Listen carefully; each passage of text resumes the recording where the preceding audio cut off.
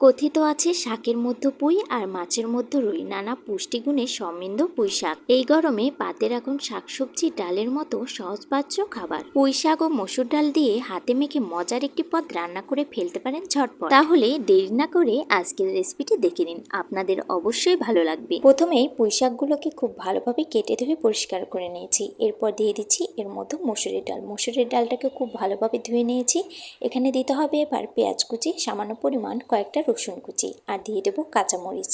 ঝালটা আপনারা আপনাদের পছন্দ মতো কমিয়ে বাড়িয়ে দিতে পারেন। এখন এখানে দিয়ে দেবো পরিমাণ মতো কিছুটা সরষের তেল, আর দিয়ে দেবো পরিমাণ মতো কিছুটা হলুদ গুঁড়ো, পরিমাণ মতো কিছুটা লবণ। এরপর খুব ভালোভাবে হাতে মাখিয়ে নিতে হবে পুঁই শাকগুলোকে।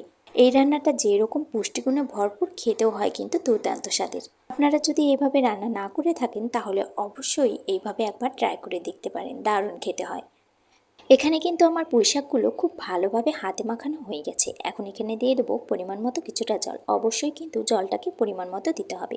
এরপর ঢাকনা দিয়ে ঢেকে খুব ভালোভাবে রান্না করে নিতে হবে। দেখুন ঢাকনাটা ওঠানোর পর ঠিক এরকম হয়েছে। এখানে কিন্তু আমার ডালগুলো একদম সেদ্ধ হয়ে গেছে, পুঁই শাকগুলো একদম সেদ্ধ হয়ে গেছে।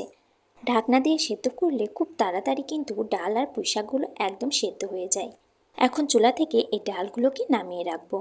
ডালটাকে আর একটু টেস্টি করার জন্য দিতে হবে এখানে ফোড়ন। প্যান বসিয়ে দিয়েছি চুলায়। এখানে দিয়ে দিলাম কিছু পরিমাণ সরষের তেল, আর দিয়ে দিলাম শুকনো মরিচ, কাঁচামরিচ, পেঁয়াজ আর রসুন কুচি। এখন খুব ভালোভাবে নেড়েচেড়ে নিতে হবে। তেজপাতা আর পাঁচফোড়ন দিয়ে দিলাম। এখানে খুব ভালোভাবে ফোড়নটাকে একটু কিছু সময়ের জন্য ভেজে নিতে হবে।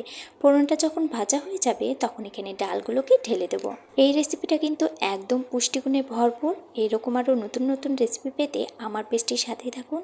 আর যদি ভিডিওটি ভালো লেগে থাকে তাহলে অবশ্যই লাইক, কমেন্ট, শেয়ার করে পাশে থাকবেন। ধন্যবাদ।